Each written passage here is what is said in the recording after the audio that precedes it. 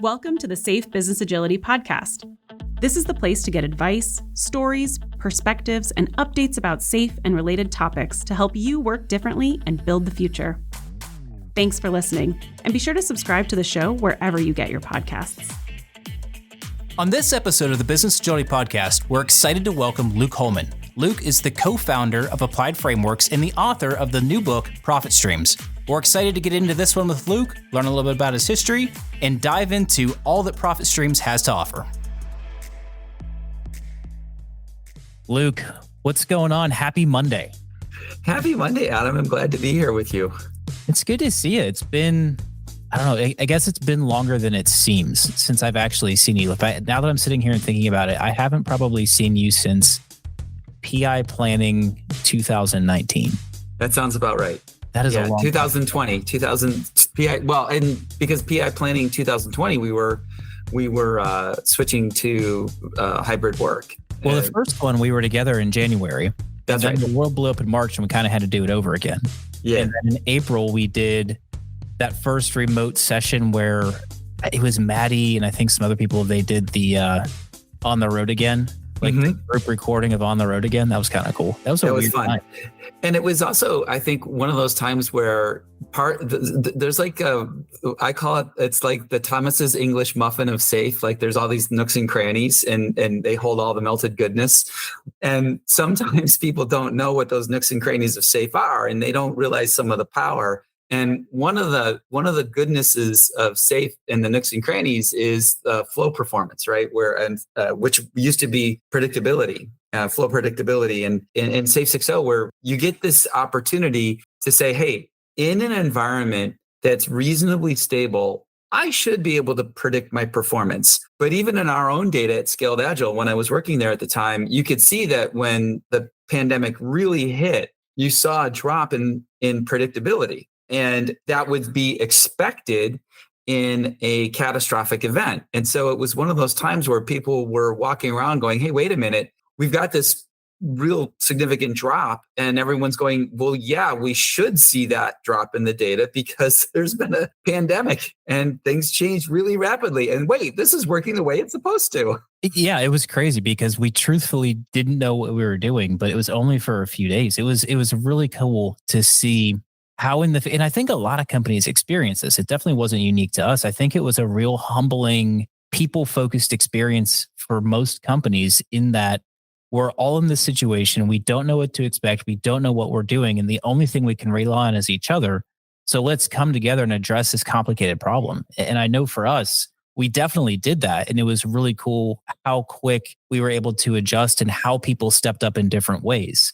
And then as you started talking to different enterprises, places you wouldn't expect it, right? I mean, big, multinational, highly regulated, give me every excuse in the book enterprises, but they were doing the same thing. So I think it was a really cool testament to, the way that we work and the things that we say, which is if you give people intent and get out of their way, cool things happen. And that was kind of a forcing function because the intent was global pandemic. We need to figure out what the heck to do, but people rose to the occasion. They did, and the part that I'm trying to point out about the kind of the nooks and crannies of safe is that we have the data to show that you had this event, and yet you could see yourself pull out of it through data. And of course, that was the recording of the work and the decisions made. But that was one of those nooks and crannies of safe that I thought was actually pretty cool at the time it happened, even though the reason it happened was awful. Yeah, it's cool to look back in hindsight, though at the moment, I don't think anybody cared, right? Yeah, no one cared at the moment. Figure it out. And then in hindsight, you're like, oh, the data actually supports what we felt. Yeah. So Luke, you touched on something, and I want to kind of get a little bit into your story, right? So yes, 2019, 2020, you were part of the SAFE team. You got there via an interesting path. And there's a whole bunch of Luke that happened before that and a whole bunch of Luke that's happened after that.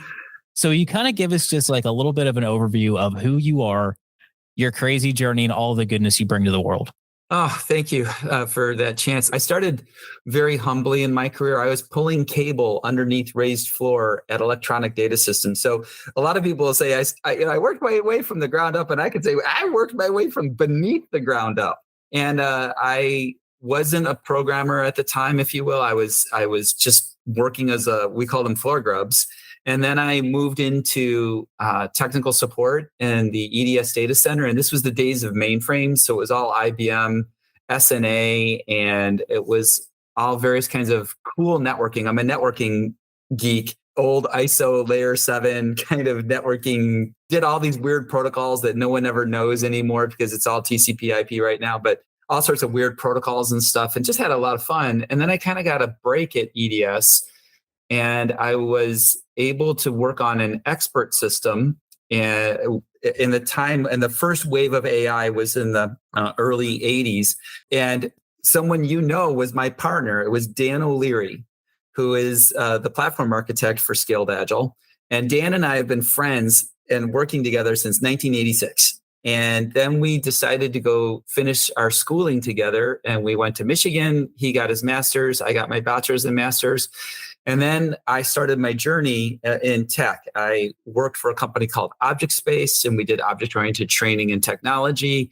Then I moved to the Bay Area, and I joined into the dot-bomb era, if you will. I moved to the Bay Area in '96. I worked for a company that was very sober. It wasn't really weird. We were doing patent portfolio management, and I was progressing in my career on the technical side, doing an engineering and product management. I usually had both engineering and product management report to me. I had written a few books. So I wrote Journey of the Software Professional, which is a book about sociology and cognition and organizational structure and behavior in 1996. So if you look at that book and you see some of the work now, that book actually predates like the team topologies book. It actually covers similar ground from a slightly different perspective. Kept going. The Agile conference started and the Agile community started to build steam. And so I was one of the founders of the first Agile conference in 2003 in Salt Lake City with Ken Schwaber and Alistair Coburn. I served on the board of the Agile Alliance. Along the way, I wrote a few more books. One was Beyond Software Architecture, which said, hey, look, we've got enough stuff about the technology of architecture, but what about the things that go into making a whole product and a product successful? Really boring stuff at times. Like, how do you do configuration management? How do you do release management? What's the difference between a SKU and a serial number? How do you do software anti-piracy? Things like that. Was then starting a consulting firm. And then I wrote a book, Innovation Games, which has some notoriety in the Agile community. And I decided that I was tired of consulting and I really wanted to build something again. So I started the Innovation Games company, cleverly named.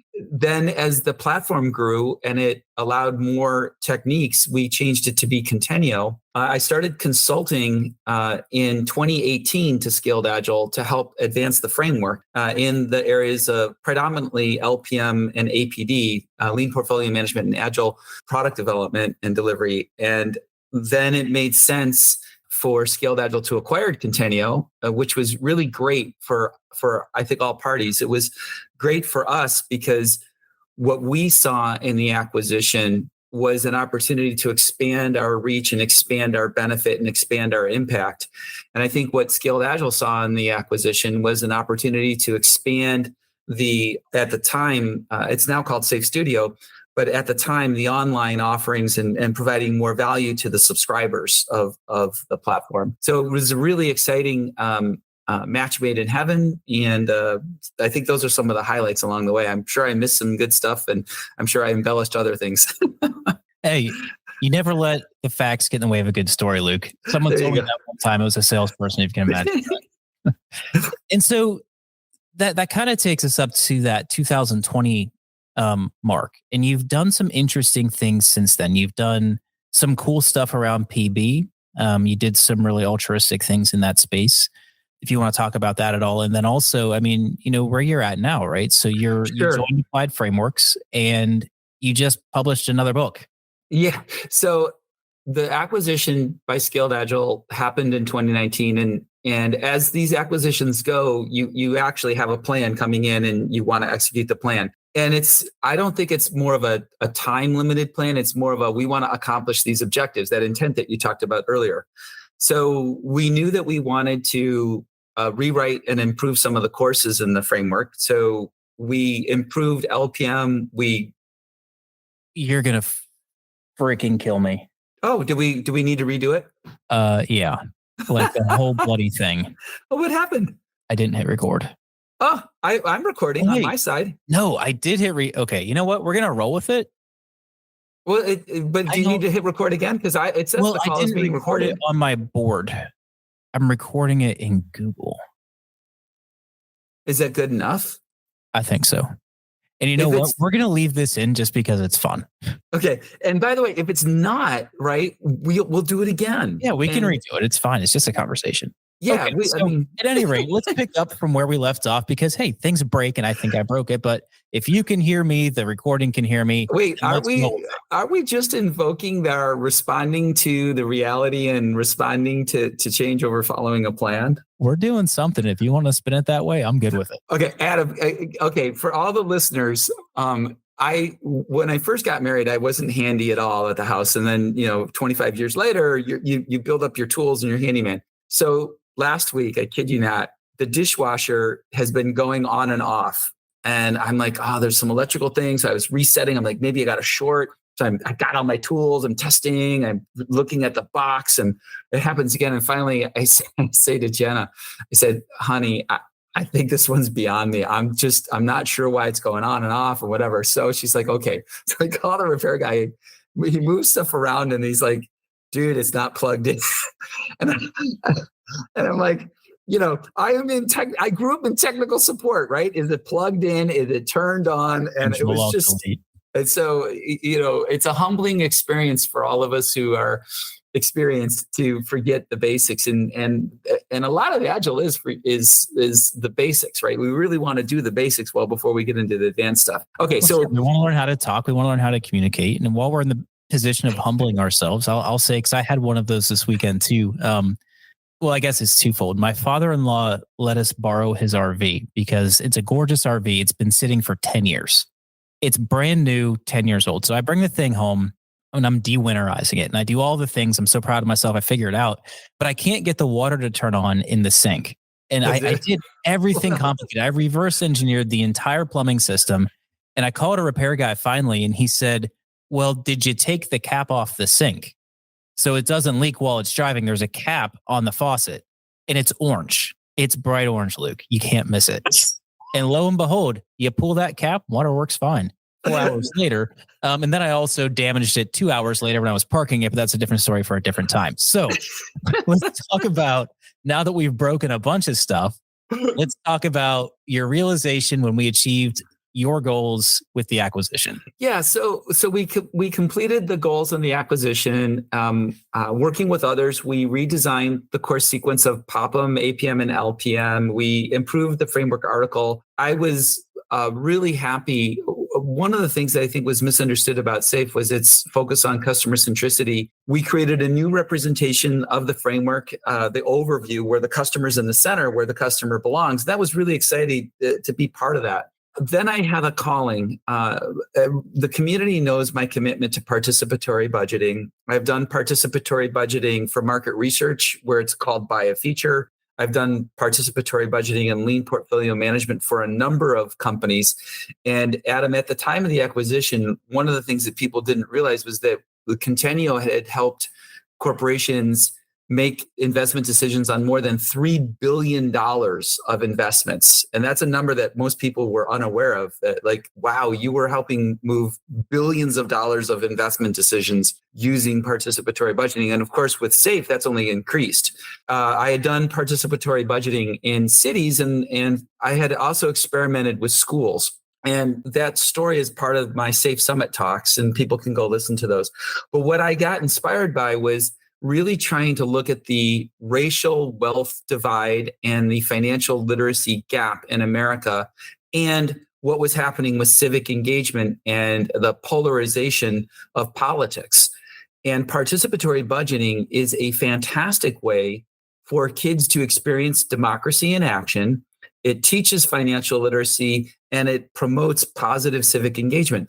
So we started First Root with the mission to bring participatory budgeting into schools with a simple mission. Let's give kids money and put them in control through a structured process and see what they do. And we started a company, we built some software, we got some great traction. We had about 40 schools involved. We had been moving about $100,000, but we just, and when I say moving $100,000, I mean more than $100,000 were put in direct control of the kids, usually in chunks of between $1,000 and $10,000, where the kids were making decisions on money, and it was profound. They were planting trees. They were buying school equipment. They were buying band equipment.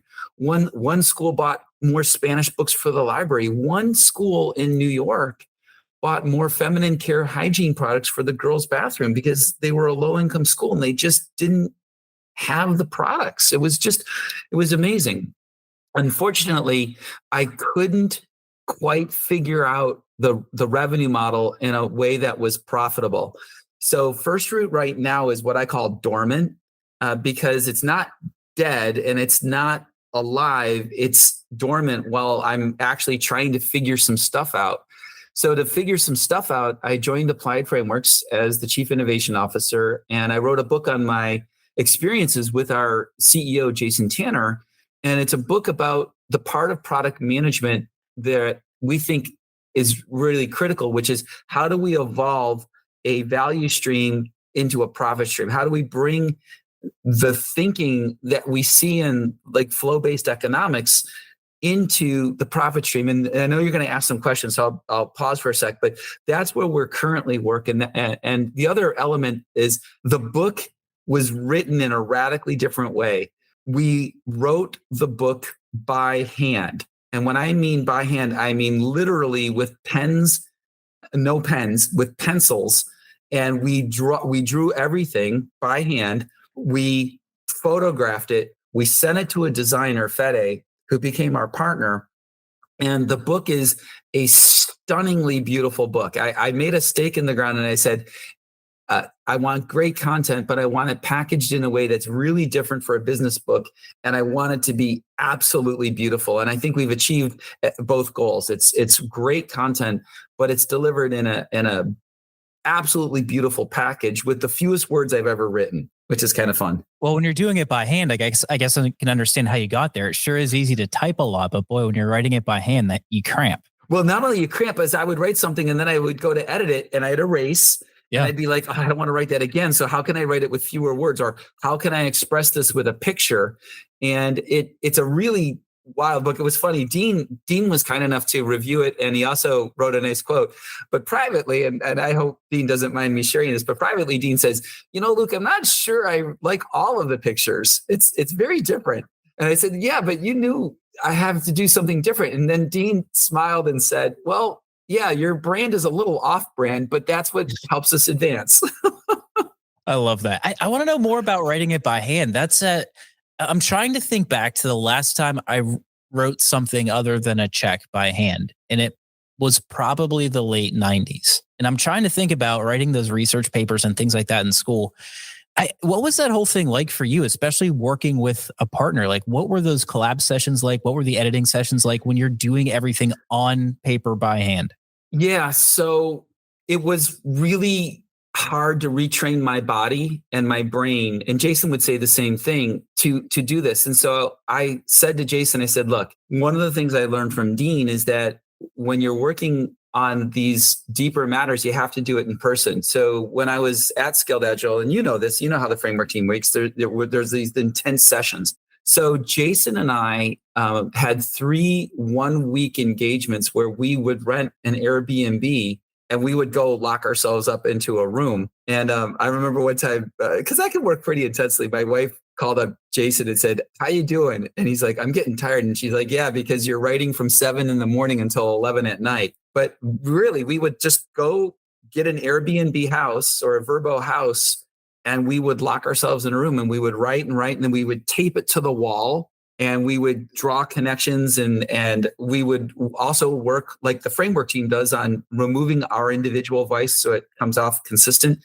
Fede lives in Mexico, so for one of the sessions we flew him up and we spent a week with us. But it was just learning how to trust yourself and trust your own background and experience and say, we can write by hand and we don't need to type it, and we can create a better result. No, that's great, Luke. So what was the publishing experience like with that? I mean, so that's different, right? And people don't like to do different things. I mean, were publishers receptive to that, or were they just like, y'all lost your minds? They all said we lost our minds. So we had 27 publishers reject it. And I said, screw it, we're going to self-publish.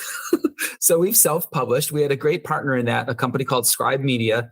They helped us with the copy editing and like the registration and connecting us with Ingram Spark, which is our printer. And it's kind of cool. You feed in, I want to see this machine. You feed it the raw Adobe InDesign files, and out spits a book on demand. And I'm proud to say that the day the book was launched and the week the book was launched, we hit #1 in 4 different categories in Amazon. So one of the publishers, and in fact, it was my former publisher from Pearson, because I wrote my 4 other books with Pearson, Addison, Wesley. They contacted me and they said, yeah, we were wrong on this one. We should have published it. That's got to feel good though.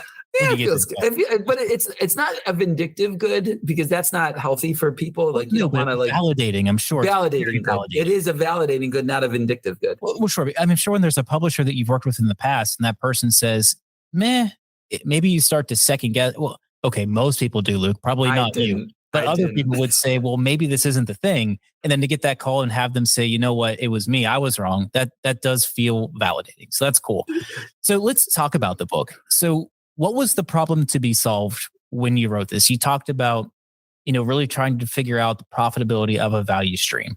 Let's go more into that, right? What was the problem to solve? What was your goal? What was kind of that structure that you chased down when you started writing? The biggest problem that we're trying to solve is that far too few companies understand how to price and license software. And because they don't understand it, they don't actually create the profit that they need to sustain their business. So there's a couple of principles that I want to start with. The first is, the earth will die without the energy of the sun. So you have to have energy coming into a system. Mother Nature needs the warmth of the sun to do what Mother Nature does. Similarly, a business must make a profit. And that's one of those things that I've learned over the years of running as being an entrepreneur is you've got to have more money coming in than money going out. And the second thing is that if I were to sell you this pen, you now own the pen. If you could do whatever you want with it, but we don't sell software, we license it. And it's intellectual property. So it has its own set of rules and relationships. There's no license agreement that goes with a pen. And there's a license agreement that goes with software, which means that pricing software is not a number. Pricing software is a system, and that system has to have interrelated parts. And the last thing that we don't emphasize enough is that pricing influences your technical architecture in very profound ways. And it's in many cases, and in most cases, the least agile part of the system. What I mean by that is let's say that I'm a transaction processing system like Stripe. That's how I provide value, and that's how I extract money. That's very, very different than, say, Amazon Prime, which is a time-based access, or LinkedIn, which is time-based. And I'm doing monthly recurring revenue, and I add a subscription to it, or a subscription payment to make it easy. But you can imagine in your mind, like, wow, the technical architecture of Stripe and the technical architecture of LinkedIn or Amazon is very, very different because of those starting conditions being different. And we just don't see that. Now, our target audience isn't necessarily the large behemoth software companies who've, quote unquote, figured it out, but it's the millions of other companies that are now moving to software enabled solutions because software is eating the world. We know it's the fastest growing industry. And my favorite story about this is my wife is a big cook and a very good cook. And after 18 years, our oven just gave out. And finally, it was one of those, hey, you can't keep repairing this. You need to replace this now. So we bought a new Wolf oven, right? High end, super exciting. It comes with an app. Dude, it comes with an app. Like, I don't need to really sit on my couch and turn on my oven from my couch. I can walk over, but I can now turn on my oven from the couch. In your mind, think about that. That was probably what, $2 to $4 million of hardware investment, software investment. You've got to do IoT. And you're not going to build an app. You've got to do Android. You got to do iPhone. If it's Europe, is it GDPR compliant? Where's that data being stored? Who's got access to the data? What about the privacy laws? And you start to realize like, oh, there's some really profound stuff in here. And that might be natural for you and me with our background in software. I'm not sure it's natural for the metal benders who are making stoves and this is coming. I mean, the chair you're sitting in, the next time you buy a chair, it's going to have sensors, and those sensors are going to give you biofeedback on your posture, and it's going to give you an option to share that data with your chiropractor or your doctor if you have a back problem, so that they can help you more effectively monitor your health regimen. So all of this is coming, and the product managers who are classically trained aren't ready to understand how this value that you're flowing is going to make a profit.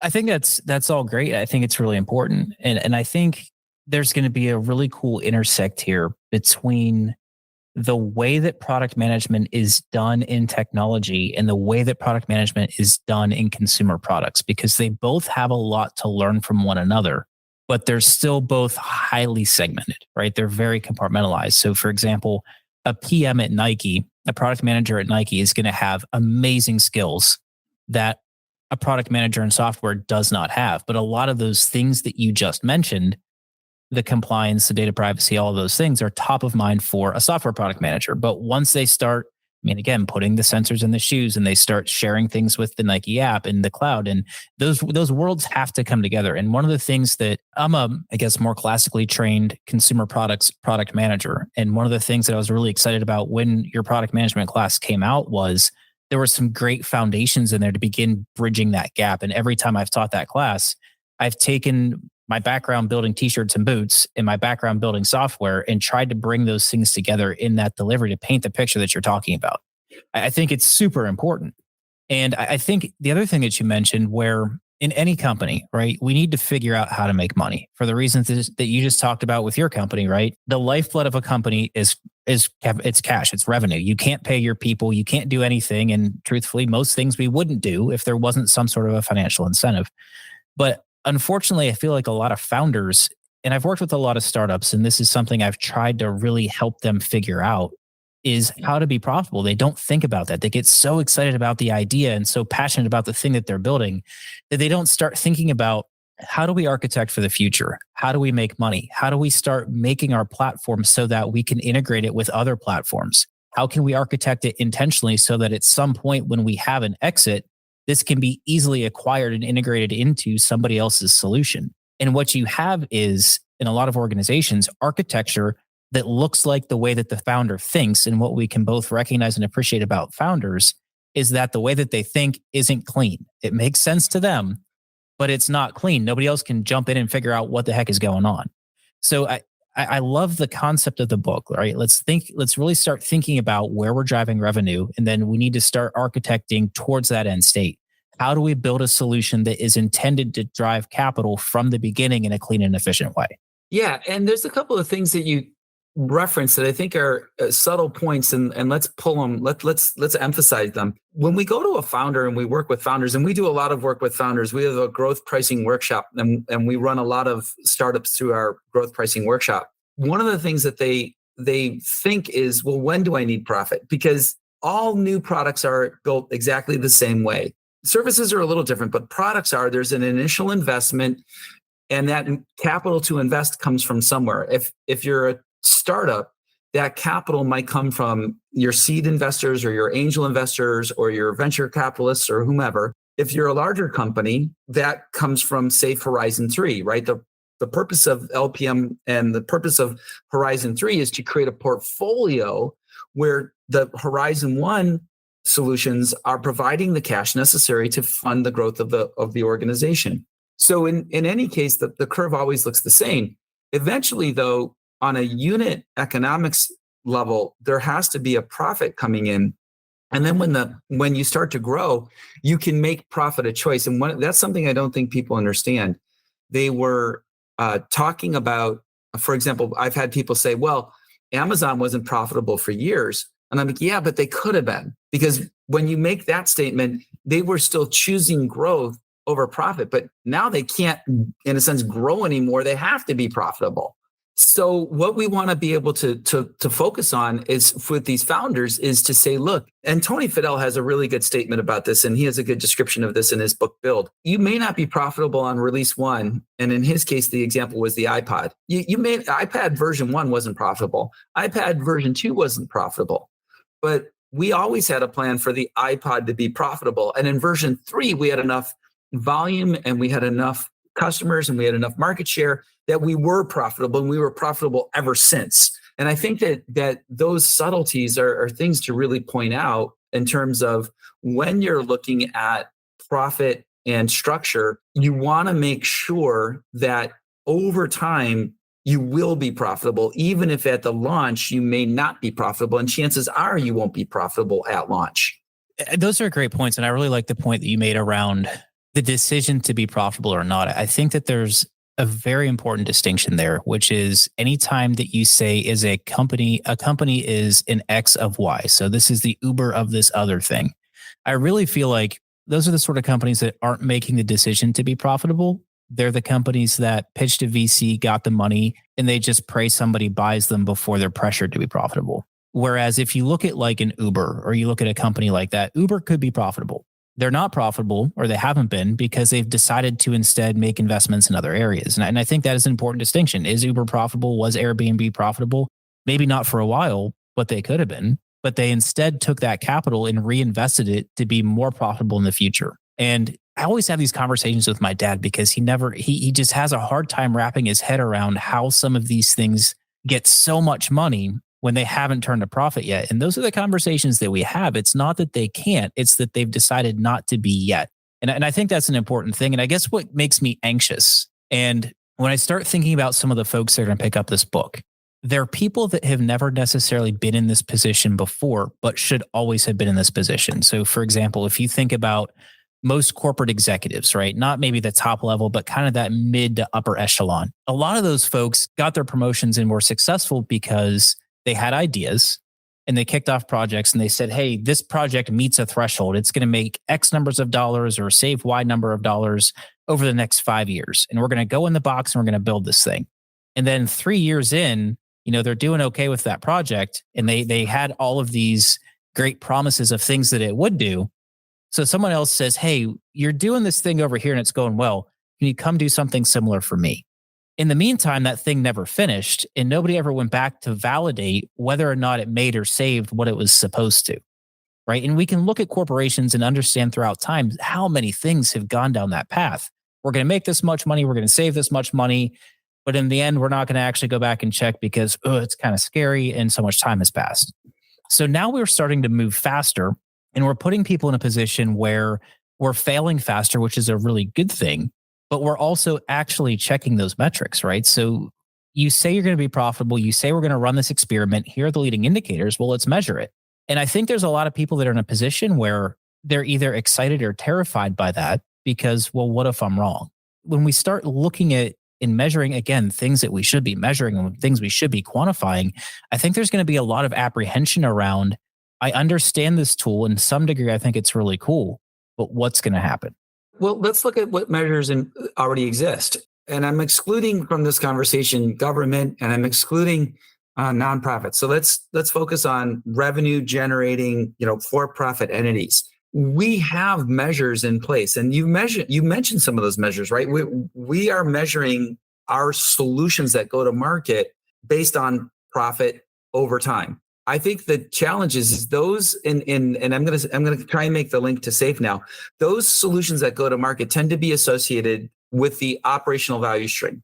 But we know that those complex solutions are going to be served by internal solutions in the development value stream. And I think where we see more clarity in the measurement is in the results of the operational value stream. How many customers did they serve? What was the value of those customers? And what's the profit? Where I think we see a little less clarity is in the development value stream. We say this internal solution is providing more value, or to your point, I'm going to cut some costs So I'm using WizGIF, and what happens is in WizGIF, this thing bubbles up because it's going to provide really good cost reduction or really good architectural runway.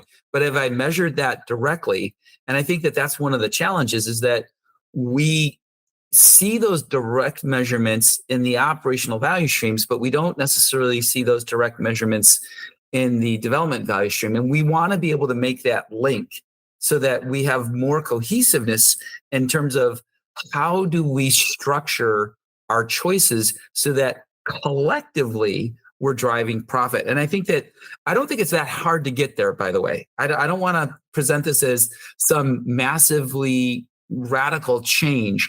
I think it's more of a evolution, and it's more of a kind of a focusing.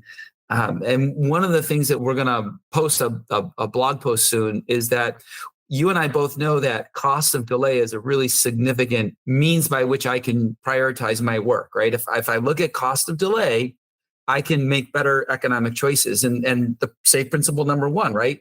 Take an economic view. But here's the interesting thing, Adam. We had one client of ours who was really struggling with cost of delay. And I looked at what they wanted to delay. And I'm like, well, if you delay it and you're producing this value, we can raise our price. And they said, oh, we didn't think about raising our price. I'm like, well, watch. And I manipulated their spreadsheets and I showed them how raising their prices could fix their cost of delay. And that was a real breakthrough, because we don't want to focus only on one aspect of an equation. We want to look at all aspects of the equation. So part of our total economic value is of absolutely cost of delay. But many times people assume that the only variable I can manipulate in my cost of delay calculation is time and the actual loss of customers over time. But what if I lost customers, I delayed, but the customers I acquired were more profitable customers? Well, that changes the equations, doesn't it? And so what we're trying to do in this work is to say, look, there's some really fundamental things that we can build on, and we can improve our ability to make decisions that drive profit. Luke, this is great. And we've only scratched the surface on the content of this book. I don't even know if we've scratched it, right? We've kind of like glossed over the top level. So if people want to learn more, I mean, obviously they can buy the book. The book is called Software Profit Streams, and they can get it everywhere books are sold, Amazon.com. How else can they engage with you on this? How else can they engage with Applied? Like, how can they learn more? How can they help others help others? Where do you go from here? Well, the easiest place to go is just go to profit-streams.com, and you'll see the canvas. So the book takes that system perspective of the different elements that we think are the most essential associated with pricing and licensing, and it puts it into a canvas so that you have a compact representational form to help guide you through the decisions. By going to profit-streams.com, people can learn more. We have a robust partner network that's being developed. You know the pattern, right? There's a book, there's a canvas, there's a community. We launch the community next May. We'll have a community. There's training. So there's a variety of mechanisms that will be created to help the community adopt this thinking and adopt these approaches where appropriate. And where it's appropriate is in that notion of for-profit entities. One thing that one of the book reviewers said to me, Adam, which I'll offer to you, is all profit streams are value streams, but not all value streams are profit streams.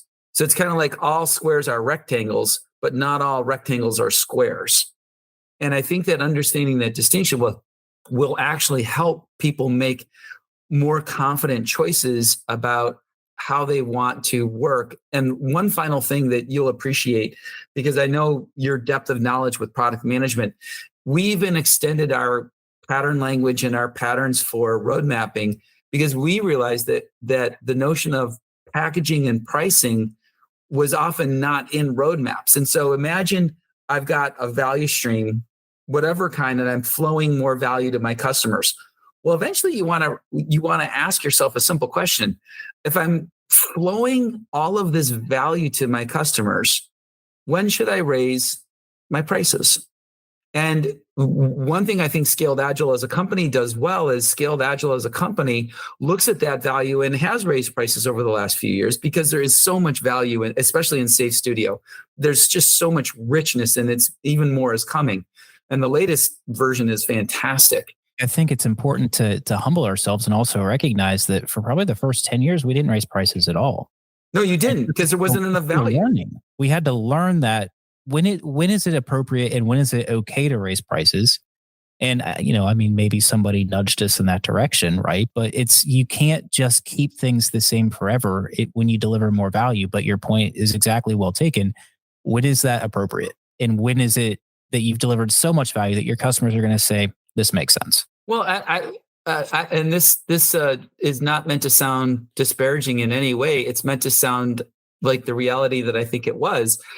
I'm not convinced that the very first version of the community of Safe and Safe 2.0 was worth what people were paying. But that was when the price point was established fairly, but it was also a little aspirational. Then the value kind of met, then the value exceeded, and then you raise prices. That's a very common pattern. And we see that with startups that we coach. We worked with one company where we simply said to the founders, wow, this is a pretty good offering. When was the last time you've raised prices? And they said, never, kind of like the Scaled Agile. I'm like, you've never raised prices. Okay, there's got to be something that we can do here. So we helped with a little bit of packaging and a little bit of pricing, and we were able to give them substantial improvements. And I think that that's part of the success story. It's part of the inspiration of Scaled Agile itself. You didn't raise prices for a while, and you built a tremendous value. So when you did raise prices, people were like, oh yeah, they're charging more. It was like a total non-event when the price point went up. Yeah. And then now there's just so much more stuff that's being added. I mean, with the acquisition last week, with just like you mentioned, all the great additions to Studio. RentTouch is a super smart acquisition. It's a great tool. It's a great platform. It is one of those things that creates more value to the subscribers. And I'm excited. I have no insider knowledge. I always like to make my predictions, but so I have my own personal predictions, but I'm just excited because the trajectory of where Safe 6 is heading, where Safe itself is heading, and then by closure, where the studio is heading, it's actually pretty cool. It's really cool. It's an exciting place to be. And it's, I'll say as a startup minded guy myself, I often find myself asking, well, when is my time here done? Right. I've been doing this line of work for 10 years. I've been at Scaled Agile pretty much longer than I've been anywhere that I haven't owned. When is the time to go? When do I need to go and build my own thing again? And then they go and do something like buy RentTouch. So I'm like, well, dang it, I guess I'm here for a while longer because I want to see where this goes. Anyway, Luke, before we get ourselves in trouble, let's wrap this up, man. It's always so much fun talking to you. I feel like I always am on the verge of trouble when I do, but that's fun. Well, yeah, that could be just the energy that is latent in both of us, Adam. We cause trouble. And that's what makes us great guys to be around, Luke. We're just fun. I think so. Luke, thanks for your time, man. We'll see you soon. Thank you, Adam. Cheers. Thanks for listening to our show today. Be sure to check out the show notes and revisit past episodes at scaledagile.com/podcast. Relentless improvement is in our DNA, and we welcome your suggestions for the show. If you have something to share, send us an email at podcast@scaledagile.com.